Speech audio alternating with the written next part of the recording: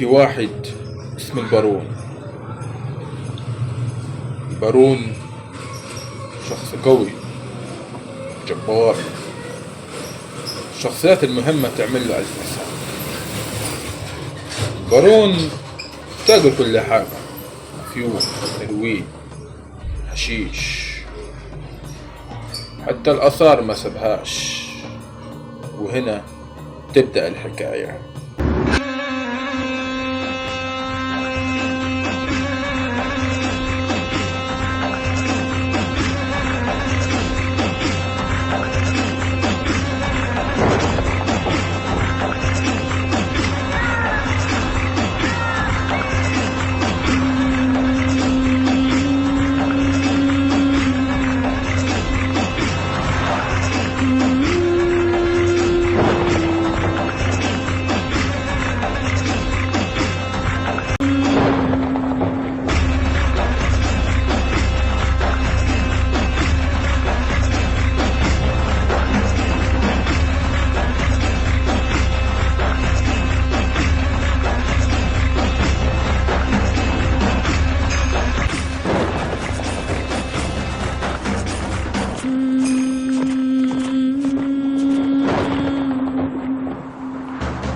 كان البارون بيتكلم، خلاص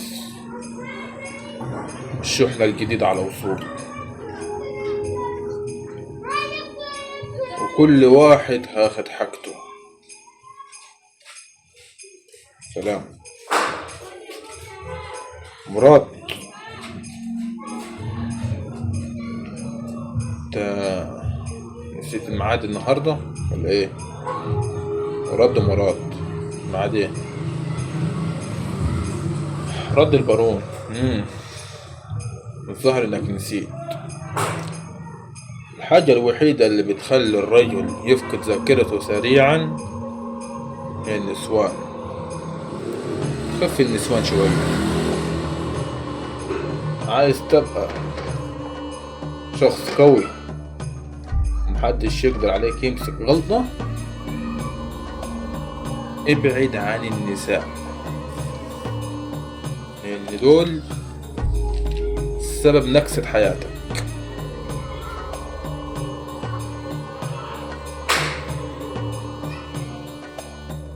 مجتمع البارون هو رجالته وقال العور. السيد البارون، احنا سمعنا بشغلك وتجارتك في السلاح، في الهيروين والحشيش، في حاجات كتير قوي، وعجبتنا دماغك. اوكي، حقيقة ناس كتير بتشكر فيك. ان في سلاح جديد عايزينه، سلاح اسمه كده بالانجليزي مو فاكره. المهم السلاح ده مش موجود في تركيا حاليا. احنا محتاجين خدمة منك، انك تتعب وتجيبه من امريكا. الصراحة احنا بدنا كمية كبيرة لان العملية كبيرة وتستاهل. رد البارون، سيد العور، مهما تكون الكمية انا صدقك. ثانيا السلاح دي هتعمل بيه ايه؟ ورد العور، مهمة هالسلاح تخريب مصر ونحكمها ان شاء الله. مو مصر بس، تخريب شرق الاوسط كله.